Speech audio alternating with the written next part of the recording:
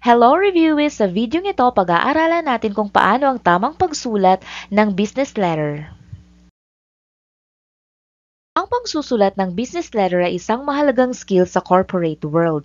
In fact, ang isang well-constructed at thoughtfully composed na business letter ay maaring mag-convey ng professionalism, clarity at respect. Kaya naman, narito ang mga pangunahing gabay for writing a business letter. Una na dito is to limit them to one page. Business letters should be short and to the point, preferably one page in length. Ibig sabihin nito na dapat maikli at nasa punto ang business letter.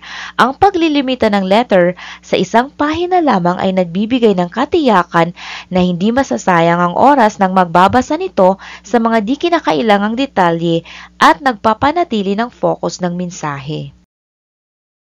Next, be reader-friendly. Always try to focus on the needs of the reader and make an effort to see things from their perspective. So, ilagay mo ang sarili mo sa kalagayan ng tatanggap ng liham at isalang-alang ang kanilang mga pangangailangan at pananaw. Mahalaga rin na iayos mo ang iyong mensahe upang tugunan ang kanilang concerns at mas magandang gawing madali para sa kanila na maunawaan ang iyong layunin. Another, keep the tone formal and factual. The tone and content of business letters should be formal and factual. Feelings and emotions do not have a place in business letters. Ibig sabihin nito na dapat panatilihing formal at makatotohanan ang tono ng business letter. Iwasan ang mga personal na damdamin, emosyon o informal na wika. So you should stick to the facts and professionalism. Also, carefully plan your letter. Before writing the letter, take a few minutes to list all of your specific points you need to cover. Kaya naman, bago ka magsimula sa pagsusulat, kailangang gumawa muna ng buod o listahan para sa mga specific points na kailangan mong talakayin sa liham. Ito ay tumutulong na tiyakin na hindi mo makakalimutan ang mga mahalagang detalye at syempre, ito ay nagpapanatili na maging organized ang iyong mensahe.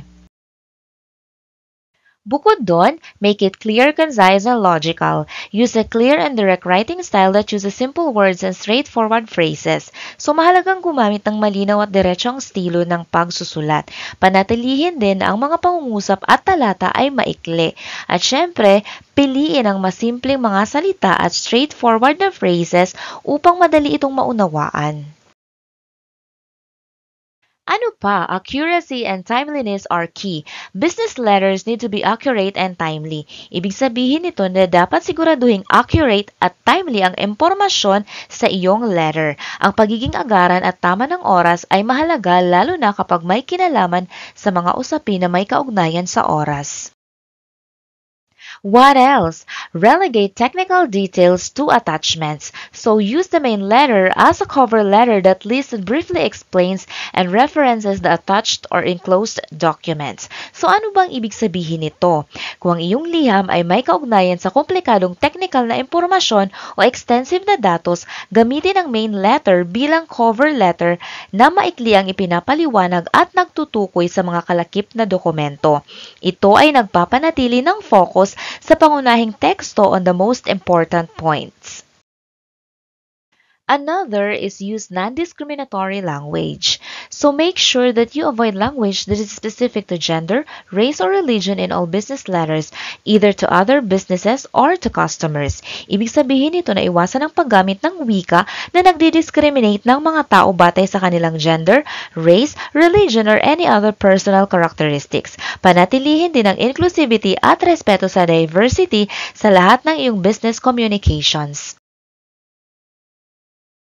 Last but not least is to eliminate redundant words and phrases. For example, instead of the phrase "in spite of the fact that," use "although," or instead of "in the normal course of events," use "normally." Ibig sabihin nito na kailangan mong iwasan ang mga di kinakailangang words at phrases upang mapanatili ang kalinawan at kaiklian ng iyong letter. Sa halip na mahabang pahayag, piliin ang mas maikli, mas straightforward na mga alternatives upang maipabatid ang iyong mensahe ng mas epektibo. In summary, ang isang well-written na business letter ay dapat na maikli, reader-friendly, formal, nakabatay sa katotohanan, well-planned, malinaw, accurate, at hindi nagdi-discriminate. Kaya naman ang guidelines na nabanggit ay makakatulong sa iyo na lumikha ng epektibong komunikasyon sa negosyo na nagpapakita ng professionalism at respeto while achieving its intended purpose. At dyan po nagtatapos ang ating video discussion about writing a business letter. Maraming salamat po!